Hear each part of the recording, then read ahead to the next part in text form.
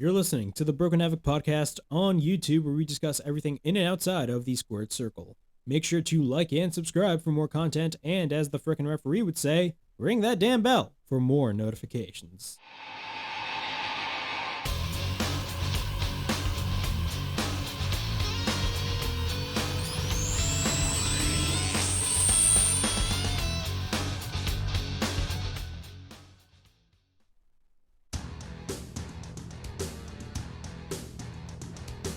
What's up, everybody? It is Broken Havoc right here on the Broken Havoc podcast, here with my Hell in a Cell 2022 review. We got a lot of things to talk about right here on this review. There are injuries everywhere, not only in AEW, but also in the WWE. Of course, I'm talking about Cody Rhodes, who suffered an injury. I believe he has a torn pec, which is really devastating in my eyes, but Cody Rhodes did wrestle in the main event, and in my eyes, a really fantastic Hell in a Cell match in the main event. This show is actually called Hell in a Cell, but there's only one Hell in a Cell match on the card, so really, what is the point of calling the pay-per-view Hell in a Cell? But that is just me. But overall thoughts on the show, I thought the show was pretty good. Usually, whenever WWE does a pay-per-view every month, although the build would be pretty terrible, the pay-per-view itself would actually pretty much be really good. Like, Backlash was fantastic. I thought Hell in a Cell was a pretty good show. Will I say it was a much better show than Backlash? I mean, that's kind of up to debate, but honestly, though, it wasn't a bad show last night in my eyes. But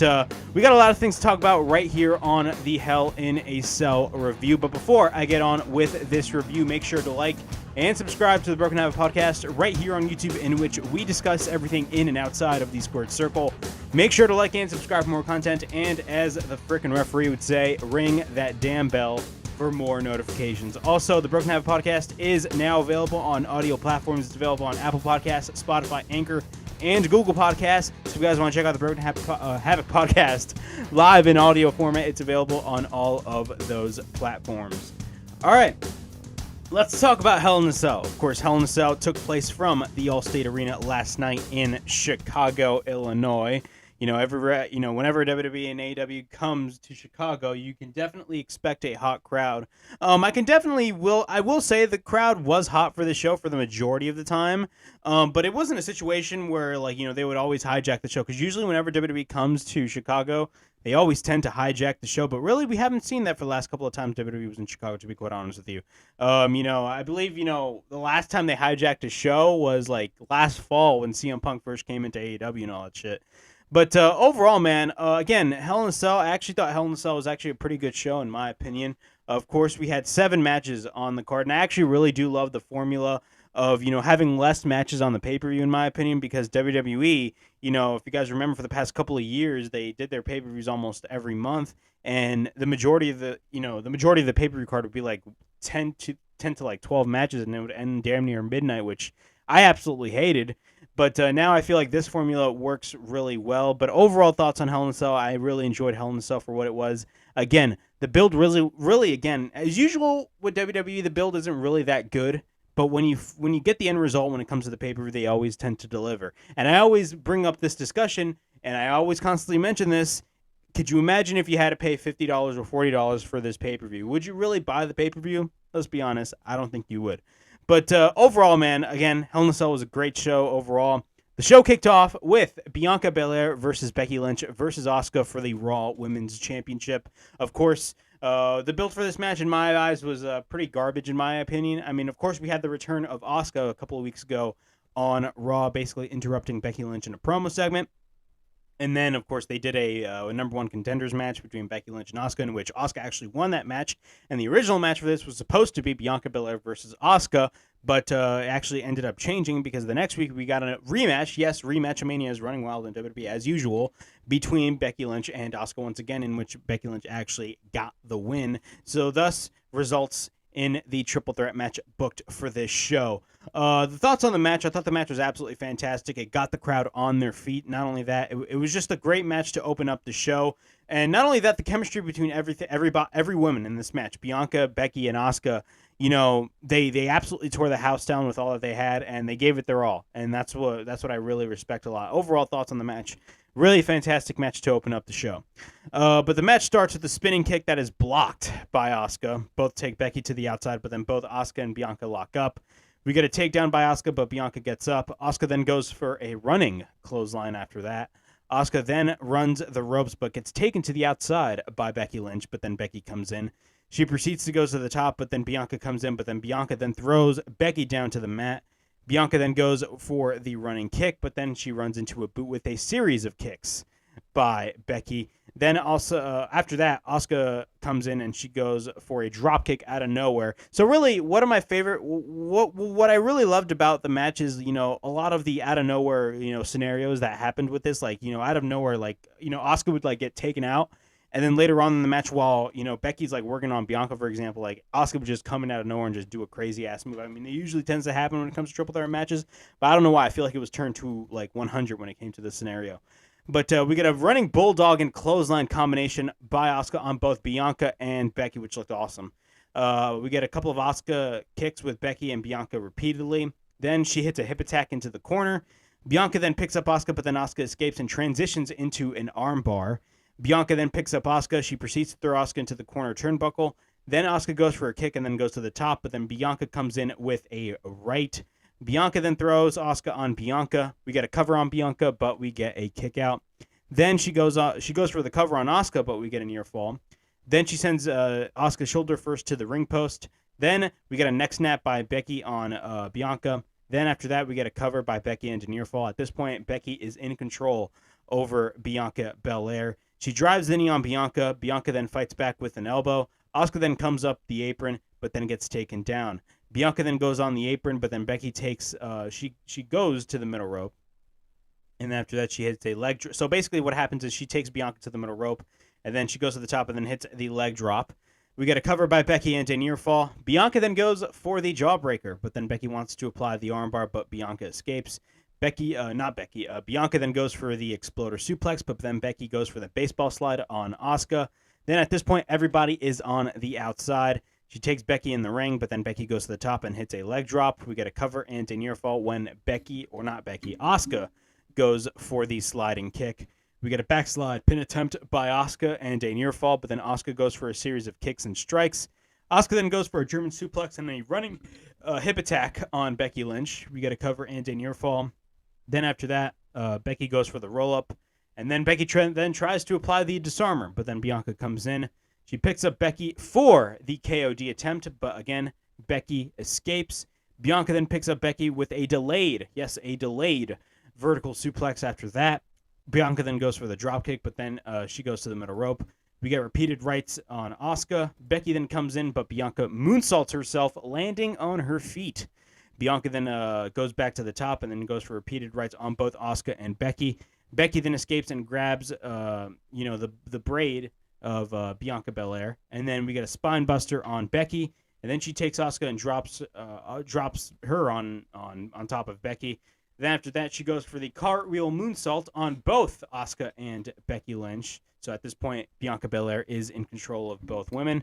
We get a cover and a near fall, but at this point, Becky is taken to the top, but then Bianca also comes up. Asuka then comes in, and then Asuka gets kicked off. Then Asuka comes back and gets taken out once again. Asuka then once again comes back, but Bianca moonsaults herself, landing on her feet. Asuka then goes for the double knees on Bianca. Becky then goes down with the double knees by Asuka as well. Then Asuka goes for the double hip attack after that. We get a cover on Becky, and then she goes for the cover on Bianca. Both of them, which basically result in near falls. Asuka then applies the ankle lock on Becky. Bianca then hits multiple kicks, but gets caught. Asuka then applies the double ankle lock on both Bianca and Becky, but then both escape, sending Asuka to the outside. Both Becky and Bianca then exchange shots, selling their knees after that. We get a roll-up by Bianca and a near fall. Becky then applies the disarmer, but then she ends up picking up Becky Lynch. Becky escapes, but then Becky goes for the crossbody, but Bianca reverses, but Becky once again escapes. But she basically pushes Bianca into a dropkick by Asuka. Bianca then goes for the inside cradle later on in the match.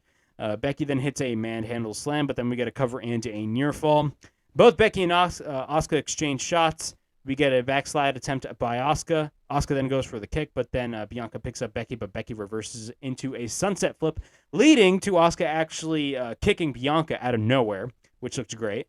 Becky then sends Asuka to the outside, but then we get a cover by Becky and a near fall. Then Asuka then goes for the German suplex after that. Asuka then misses the hip attack once again. Becky then applies the disarmer onto the top rope. Bianca then returns and picks up Becky, but then Asuka hits a boot. We get a bunch of inside cradle reversals and roll-up reversals by both Becky and Asuka after that. Asuka then applies the Asuka lock. Becky goes for the roll-up, and we get a near fall, but then Asuka rolls back into the Asuka lock after that. Bianca then comes in, and she misses the completely messed up my notes right there, but she runs into a kick by Asuka. Becky then counters the hip attack, but then drops Asuka face first. Becky then sends Bianca to the outside. Becky then hits the manhandle slam, but at this point we all thought it was over. But what happens? Bianca comes in, she actually drags Becky to the outside, and then Becky goes for the cover instead and wins the match, which was a pretty fun little finish right there. I mean, Becky is the babyface, but it was a pretty fun little finish right there, and Becky retains the Raw Women's Championship. Overall thoughts on this this opening match? I thought it was a really good opening match, especially to kick off Hell in a Cell, especially to kick it off in Chicago. It really got the crowd reeling for the rest of the show in my eyes, and I really enjoyed the match for what it was. I felt like, Bianca getting the win was definitely the right decision to make. I felt like if they had put the belt on Becky again, we're going to just go right back to square one, and really what was the whole point of Bianca's title reign, in my opinion. But thankfully, they did not do that. They didn't make the stupid decision to put the belt on Becky, because really, if they had put the belt on Becky, that would have been something that WWE would do, because, it's WWE. They tend to fuck up all the time. But overall, great match. Great chemistry. Not only that, I absolutely loved all the spots that happened in this match, man. There were really a lot of moments in the match where I actually thought Asuka was actually going to get the win, but no, it was not that scenario. But Bianca retains in a great opening match. MVP and Omos are backstage. Cedric Alexander, of course, Cedric Alexander is a former member of the Hurt Business. He basically proposes interfering during the match, but immediately MVP shuts him down. Talks about how he has been given multiple opportunities, but those opportunities were squashed by himself, though that being Cedric Alexander. And then talks about how the Hurt Business is done and it will never happen again. So we ended up getting MVP and Omos versus Bobby Lashley in a handicap match, which, it was one of those matches where I just did not care at all about the match itself. Because, number one, the build was just, again, I did not care about the match. I mean, they had a steel cage match between Omos and Lashley on Raw. And we all know the reason why they had that match. The only reason why they had a steel cage match on Raw is because of the fact that Fox got a steel cage match and NBC Universal was pissed off that they got a steel cage match. Let's be 100% real here. But overall, man, surprisingly, this match was actually pretty good, especially near the end. That's what I thought. I mean, again, the feud itself is pure stupidity, in my opinion. MVP is working his ass off to put over Omos, but I really don't think Omos is just that over in my eyes. But, overall, again, the match itself was not bad at all. Surprisingly, the crowd actually got up on their feet for this match, and Lashley got super over in this match, surprisingly. I expected this to be like, a situation in which the crowd was just flat out dead, but surprisingly, it actually wasn't. But MVP and Lashley start. MVP immediately tags Omos, of course, because that's what heels do. We get a waistlock by Omos, and then we get a clothesline by Lashley. No sold by Omos. Then we get a hammerlock applied by Lashley, but then Omos throws him around. Then Lashley fights off Omos. MVP at this point escapes to the outside. He continues to go after Omos, but then Omos takes Lashley into the ring. Omos then goes for a splash into the corner, but then throws Lashley across the ring. MVP then makes the tag after. He goes for repeated rights on Lashley. Lashley then fights back. Omos makes the tag, but then Lashley goes for the dropkick onto the knee of Omos. We get a shot to the back of Omos, but then Lashley wants to go for the suplex, but Omos fires back with the front suplex on Lashley. He proceeds to pick up Lashley, but then he drops Lashley face first onto the turnbuckle after that. We get multiple splashes by Omos into the corner. MVP then after that makes the tag. We get a running boot by MVP taking Lashley to the outside. Omos then runs through Lashley through the barricade into the timekeeper's area, but then all of a sudden Lashley gets back into the ring. MVP then makes the tag, but then he goes for repeated rights on Lashley. We cover and an immediate kick out after that. Then he drives the knee on Lashley, but then MVP proceeds to take Lashley, and then Lashley fights back, taking out Omos. Then Lashley out of nowhere spears MVP. We get a cover and a near fall when Omos hits the double axe handle. Then Omos takes Lashley, but then Cedric Alexander, of course, earlier in that segment before the match even started, proposed that he should interfere in the match. But yes, Cedric Alexander ended up interfering in the match, but instead, when Omos grabbed Lashley's head, and that was when Cedric Alexander actually came in. And when Cedric Alexander came in, Omos's attention turned from Lashley to Cedric Alexander, which led to Cedric Alexander getting taken out to the outside by Omos after that. Then Lashley out of nowhere hits a spear on Omos, and we get after that, Lashley applies the hurt lock on MVP. MVP actually taps out, and Lashley gets the win in this handicap match. Now, hopefully this match was over, but I will say, man, overall, surprisingly, this was actually a pretty good match for what it was. Again, I was not really high on the feud, and I'm still not high on the feud. I think the feud is pure, I just don't like the feud for what it was. It's just not my style. I don't enjoy feuds like that. And to me, I felt like this feud served no purpose. Like some people could say, oh, it's set to put over Omos, but like WWE had over a year to put over Omos, and I really felt like he didn't really got put over that well. But overall, man, it was a great match. Lashley looked strong as well. Lashley looked really good, and he got a crazy-ass standing ovation by the audience. Not like a legit standing ovation, but like what I'm saying is like the audience actually loved Bobby Lashley, surprisingly. But they actually loved Bobby Lashley, and Lashley actually took a fan's replica title bout, basically teasing that he wants the WWE Championship. So is this going to be leading to Lashley possibly challenging Roman Reigns for the WWE title? Or I mean, we do not know. Probably it's going to lead to nothing, because usually whenever WWE teases something, it always basically, leads to nothing. But, we'll have to wait and see. I mean, Roman Reigns is not even on this card because he's currently on a break right now.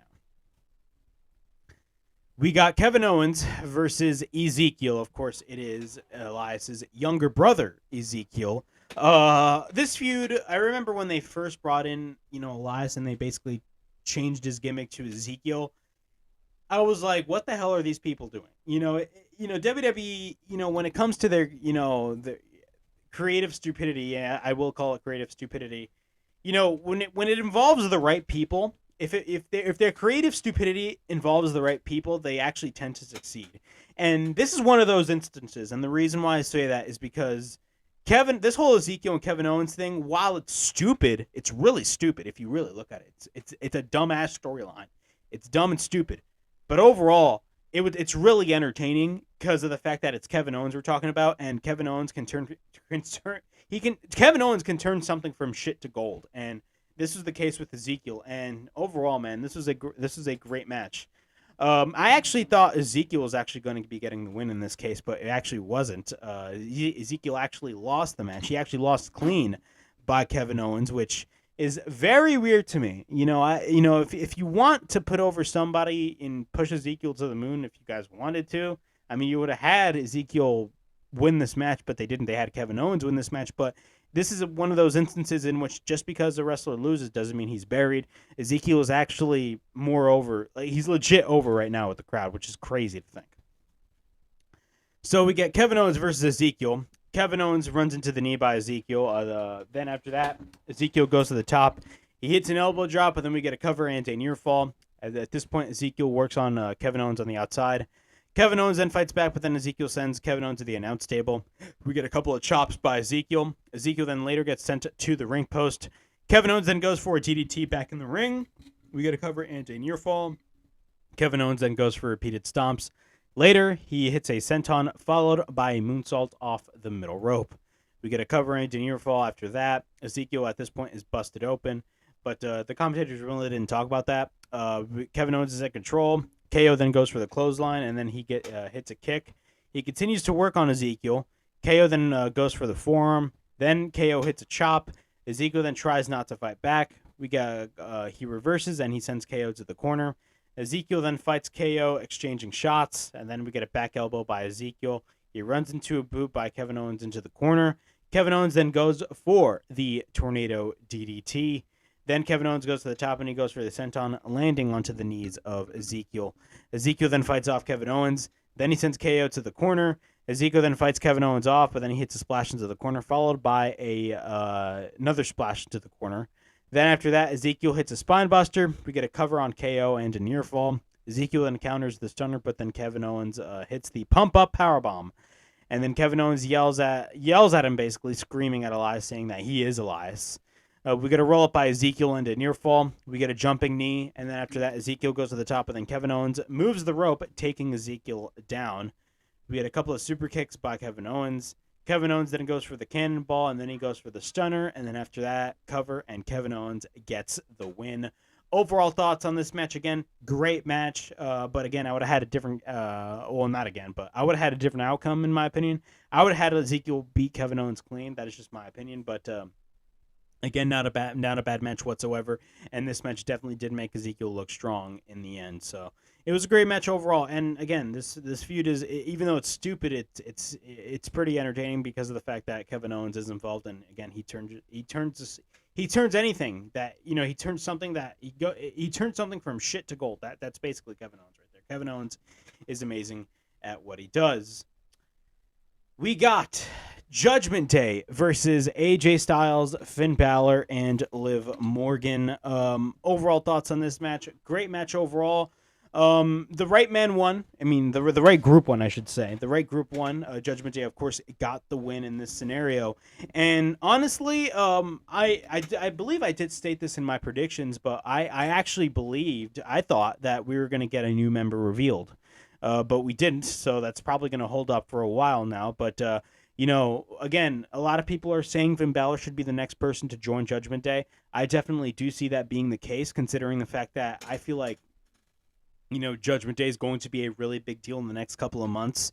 And, I mean, Cody right now he's injured, but, I feel like by the end of the year, once he comes back, he'll eventually win the WWE title. And, if Cody Rhodes ever won the WWE title, I honestly believe that the guy that should take the WWE title from Cody if he wins it, which I definitely do see happening, but at the same time, as of right now, we do not know, the severity of Cody Rhodes' injury. But like, just in case, if Cody actually did win the WWE title, the guy to take the WWE title from Cody Rhodes is 100% Edge. I think Edge and Cody would have a fantastic feud. But I'm thinking ahead of myself right now. Let's talk about Judgment Day versus Liv Morgan, Finn Balor, and AJ Styles. Again, great match overall. I absolutely loved the match for what it was. It was really fun to watch, and I love the teamwork and the chemistry between Finn Balor, AJ Styles, and Liv Morgan as well. But Rhea Ripley and Liv Morgan start. Everybody comes into the center of the ring, and out of nowhere, a brawl breaks loose. We get a stomp by Balor on Priest. Balor and AJ then throw Liv, and Liv actually proceeds to hit a Hurricane Rana on Rhea Ripley. At this point, Liv is in control. She runs into a headbutt by Rhea Ripley, a devastating headbutt, I should say. Rhea then goes for a suplex, and then she goes for a kick, and then goes for another suplex. Rhea then picks up Liv for the delayed vertical suplex, but then we get a cover by Rhea and a near fall. At this point, Rhea Ripley is in control. She sends Liv into the corner, and then Liv goes for a boot, and then she goes to the top. She goes for the shotgun dropkick, but then AJ Styles makes the tag. Damian Priest then makes the tag, and then AJ goes for a couple of chops and strikes. AJ then goes for a dropkick, and then he proceeds to hit the Pele kick. Then after that, Balor makes the tag. Priest then picks up Balor, but then Balor escapes.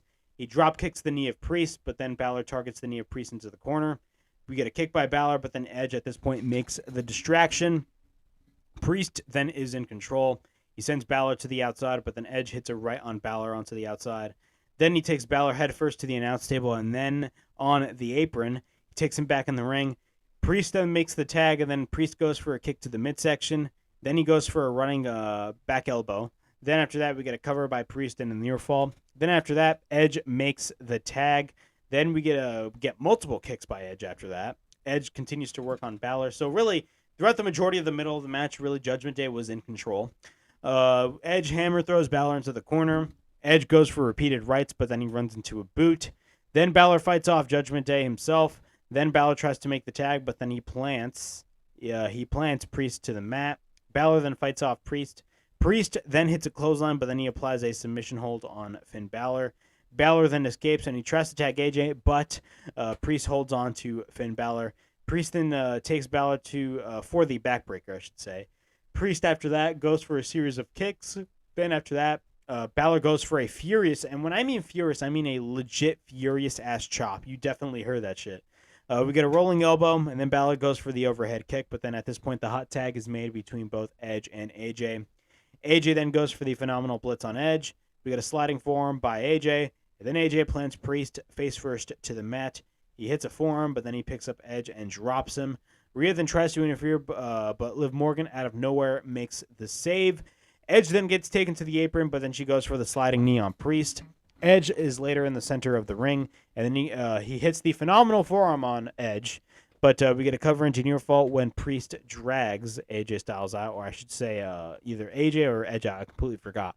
But at this point, the hot tag is made with the women, but then Rhea counters the Hurricane Rana by Liv Morgan, and then we get a roll-up by Liv, and we get a near fall. Liv then goes for the running kick, but then Liv goes for the crucifix. Then after that, Rhea, she proceeds to drop Rhea. We get a cover into near fall. Liv then gets caught into the middle rope, but then Rhea hits a half-and-half suplex after that. Then we get a cover into near fall. She tries to go for the Riptide, but then Liv escapes and tags Finn Balor. Liv then goes for the DDT on Rhea Ripley. Then all three babyfaces fight off all three heels all at the same time. Very Blackpool Combat Club-esque in a way. It kind of looked like that, which looked really cool. Then after that, the heels are sent to the outside, but then both Balor and AJ take the heels out to the outside, followed by Liv Morgan taking Rhea out on the outside as well. Then we get a kick by Balor, but then Balor goes to the top. Then after that, Rhea shakes the rope, knocking Balor down. Like, oh my God, how many freaking times? I mean, this happened 3 times on this show where, somebody would go to the top and then their opponent would, literally shake the rope so, their opponent, knocks them down. Literally. This happens so many times on this show. But he tries to hit the spear, but runs into a kick. This is after Edge makes the tag. Priest then hits the South of Heaven chokeslam on Balor, but then AJ comes in with the phenomenal forearm. Edge then sends AJ to the outside, but then Edge sets up a spear, but then gets caught into an inside cradle. Balor then hits the sling blade on Edge, but then Balor goes for the dropkick, but then Balor goes to the top, and then Rhea stands in front of Edge. So once Balor's on the top, Rhea Ripley is actually standing in front of Finn Balor. Then Liv Morgan jumps on the back of Rhea Ripley after that. Balor then misses the coup de grace, which leads to Edge hitting the all-famous spear for the win. Of course, Judgment Day gets the win. Definitely, this was 100% the right decision to make. If you really want to put over Judgment Day as this unstoppable group, of course they had to win this match. And again, I was really shocked that we did not get a new member. And I definitely expect that we were going to get a new member, maybe a Finn Balor of some sorts, but we did not, which is very weird to me. But we, overall, I mean, holy shit, this was a great match overall. And, I'm definitely curious to see what they're going to be doing with Judgment Day in the near future. We got Happy Corbin versus Madcap Moss in a no-holds-barred match. Again, one of these feuds that I just did not give a single shit about. Really, the Happy Corbin and Madcap Moss stuff is just pure garbage, in my opinion. But the match itself is pretty good. The match starts, both fight it out. And again, keep in mind, this show is called Hell in a Cell, and there was only one Hell in a Cell match on the entirety of this show. That is insane to think. But both fight it out. Madcap then clotheslines Corbin onto the outside. Both then fight on the stage. Moss then gets sent to the stage. Later they go ringside, but then Corbin gets sent to the barricade. Corbin then gets taken to the ring, and then he gets taken out once again. Moss then grabs a chair, but then Corbin comes in, and then he takes Moss headfirst to the announce table, but then Madcap Moss fights back. But then Moss gets thrown over the table. Then he later throws a commentator chair onto Baron Corbin. Then Corbin gets sent to the steel steps, but then out of nowhere, Moss is in control. Moss then picks up the steel steps, but then Corbin goes to the crowd. But then once Moss actually goes over the barricade and enters the crowd, Corbin actually proceeds to clothesline Moss, and he goes basically back to ringside. So after that, Corbin takes a table, and then he takes Moss in the ring, but then Moss fights back later and chokeslams him on the apron. Corbin then takes out a chair, and then he drives the chair onto the ribs of Moss. Then he hits the chair onto the back of Moss after that. He hits the chair onto the back of the neck of Moss as well. Then Moss sets up a chair, but then Moss hits a drop toe hold on Corbin onto the chair after that. Corbin then counters Moss with the deep six after that. We get a cover into near fall, but then Corbin then takes another chair. He drives the chair onto the throat of Moss.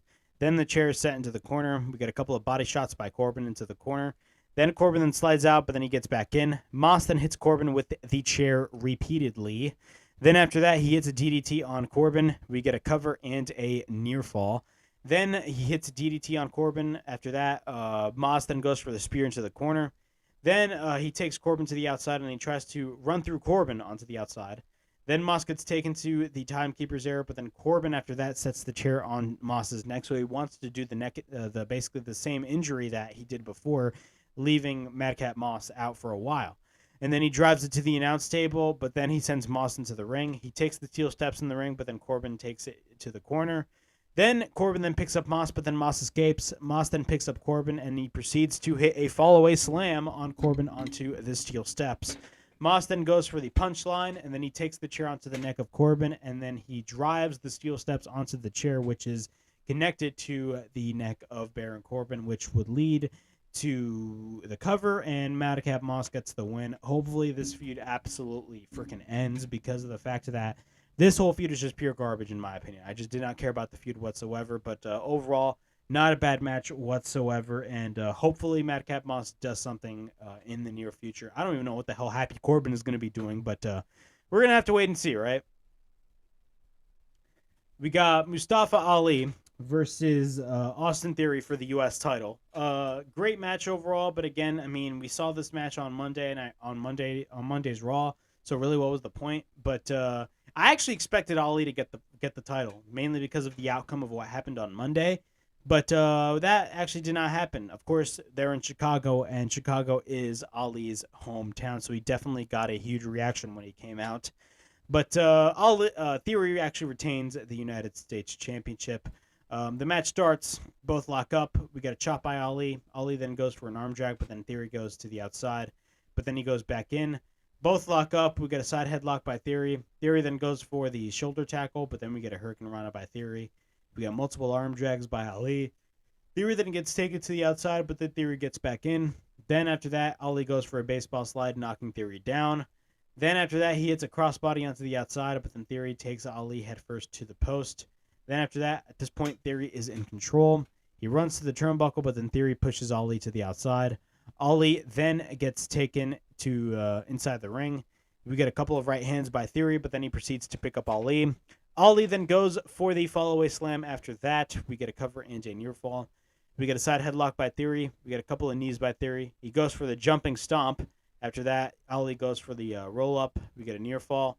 We get a spinning heel kick by Ali. Ali then goes for a running clothesline. Then after that, Ali goes for another kick. Then we get a rolling neck breaker by Ali. At this point, Theory regains control. He goes to the top, but then we get a chop by Ali. Later on, throughout the match, we got a tornado DDT on Theory while Theory is on the middle rope. Ali then goes to the top, but then he misses the 450 splash, but then Theory goes for the chop block. Theory then picks up Ali, and then he proceeds to hit the ATL, and we get a cover, and Theory retains. Overall, I enjoyed the match for what it was, but again, I just really, I just didn't really care as much, considering the fact that the build was, pretty garbage. You have a lot of people constantly defending WWE, saying, oh, but their pay-per-views are really good. You're right, their pay-per-views are really good, but if they can't get me invested on the television, really, what is the point of me getting invested on the pay-per-view, even though the pay-per-view is going to be really good? The build, I felt like, to me, Ali versus Theory, having Ali constantly lose repeatedly. Not only that, having Ali lose in his hometown, I mean, it's kind of shady in my opinion, but, it's WWE we're talking about. They don't give a damn what we want. But it is what it is. Austin Theory retains the United States Championship. We got Cody Rhodes versus Seth Rollins inside Hell in a Cell. Man, a lot of speculation going and coming into this match, of course. We found out on social media that Cody Rhodes got injured.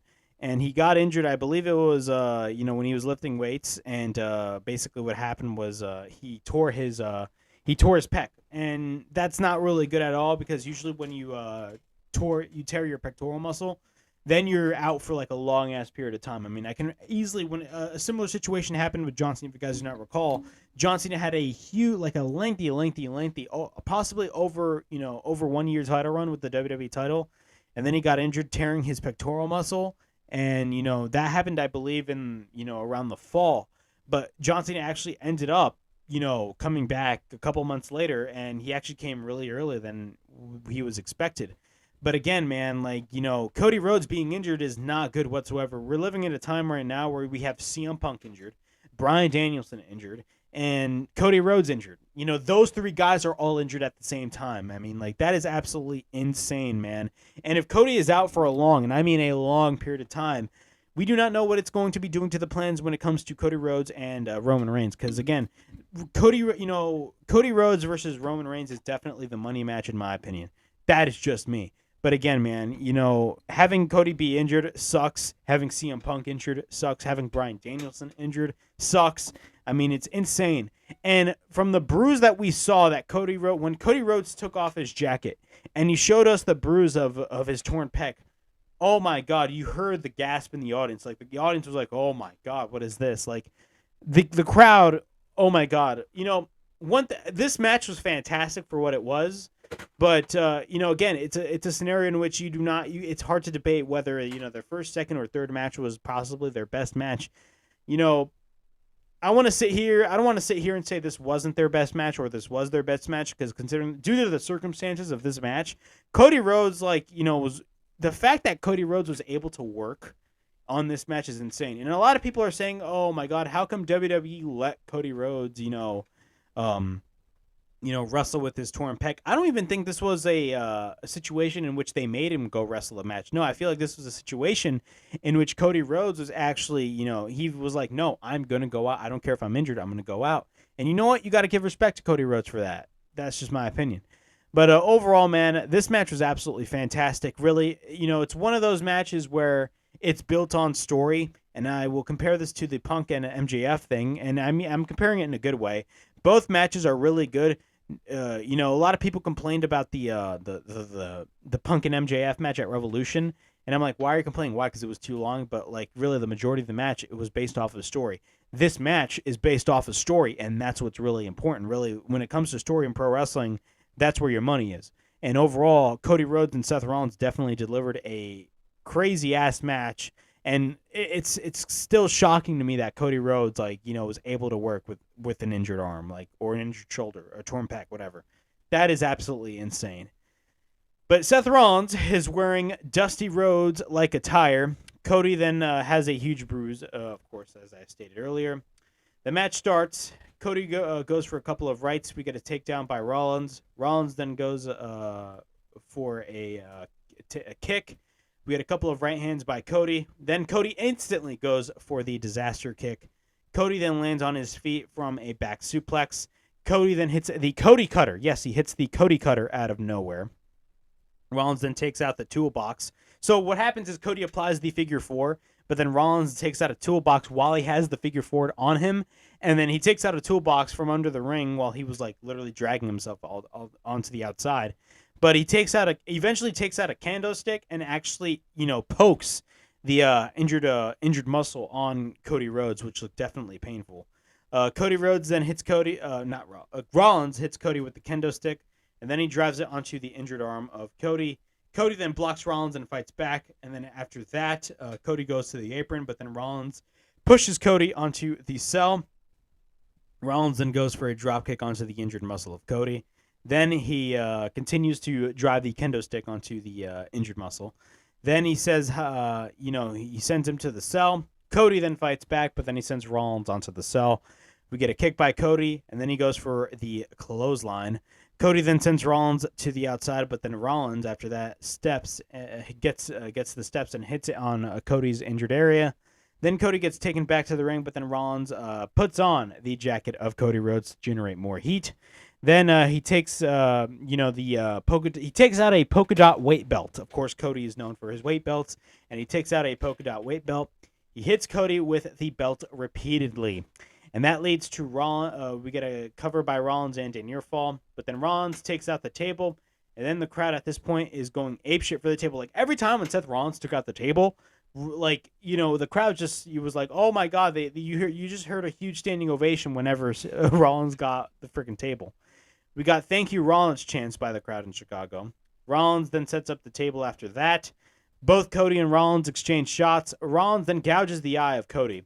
He takes Cody to the top, and then he tries to suplex Cody, but then after that, Cody escapes and picks up Rollins. But Rollins escapes. We get a shot to the back of Cody. At this point, Cody sets up a table, and then Rollins goes to the top. He proceeds to hit a frog splash, but misses and goes through the table. Cody then takes out a bull rope, which is synonymous with the Rhodes family. So he takes out a bull rope, which looked pretty sick. Cody then, this is what I loved about this match. This is the aspect of the story element that I really love. So Cody, he wraps the bull rope, he ties it to one of his wrists, and what happens is he offers Rollins to, like, put that shit on right now. So what happens? Rollins actually accepts.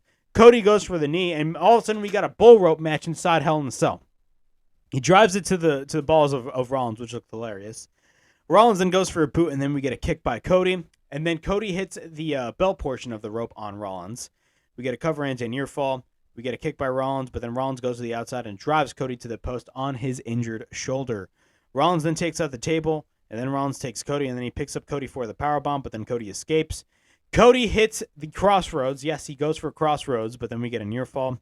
He tries to pick up Rollins, but Cody cannot. Then after that, he wants to send Rollins to the table, but then Rollins escapes. He drives the injured shoulder of Cody down. Then after that, we get a super kick by Rollins, and all of a sudden, Rollins picks up Cody and powerbombs the shit out of him through the table. And then all of a sudden, Rollins takes out the sledgehammer.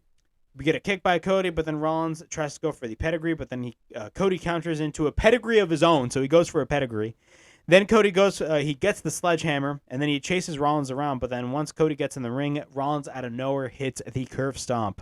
We get a cover engineer fall, but then Rollins misses the second attempt at the curve stomp, but then Cody then tries to go for the crossroads, but instead, Rollins reverses it and actually hits a crossroads of his own. Then after that, Cody hits the crossroads. Both after that are down. Both try to go after the sledgehammer, but Cody eventually gets it, but then Cody drops it. Then Rollins Cody hits a boot, and then after that, Cody hits two crossroads, and then just like at WrestleMania, Cody lets go of Rollins, but instead, he takes the sledgehammer, and then he hits Rollins with the sledgehammer, and we get a cover, and Cody Rhodes wins the match. Overall thoughts on this match, man, like, big props to Cody Rhodes, in my opinion, because, there's a lot of people can't work an injury like that. And, a torn muscle is very serious stuff. And we do not know how long Cody is going to be out. But, like, holy shit, man. Like, this was a really, really good Hell in a Cell match. And overall, man, I really enjoyed this match for what it was, man. It was definitely a great conclusion to the feud between both Cody Rhodes and Seth Rollins. And definitely Cody Rhodes winning this match was 100% the right decision to make, in my opinion, because of the fact that, of course, if you're really going to build your company off of Cody Rhodes, I feel like the best way to do it is, have Cody Rhodes beat Seth Rollins 3 times. But overall, man, where do we lead with Cody Rhodes? We honestly do not know. I mean, we do not know how long Cody is going to be out, and it really does suck that Cody Rhodes is out, but we have to wait and see how long he's going to be out, because again, that is a very serious injury that he has. But that was my Hell in a Cell review. Overall thoughts on the show. I thought it was a pretty good show for what it was. Really, the highlight of this entire show was really Cody Rhodes versus Seth Rollins, because that was the only match that I was definitely invested in. But overall thoughts on the show, it was a pretty good show for what it was. But yeah, that was my Hell in a Cell 2022 review. Please like, subscribe, comment down below. Push that bell for notifications and be on the lookout for more videos right here on the Broken Havoc podcast. And as always, it is Broken Havoc, signing out.